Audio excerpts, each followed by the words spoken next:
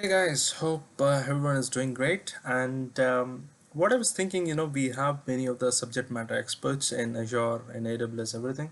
So I thought to make a playlist in this particular my Azure Guy channel where it will have the opinion of a persons who have actually worked on developing this particular product in either in bigger firms or in smaller firms or in startups.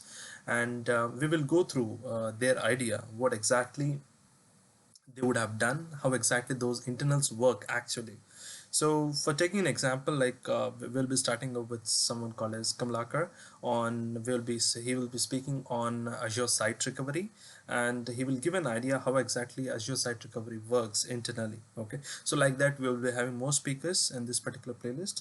So please subscribe and get a notifications whenever these subject matter experts, or I can say these ex-employees, ex-Microsoft or Amazonians, they come and put up their thought and their understanding, which will help us to grow better together.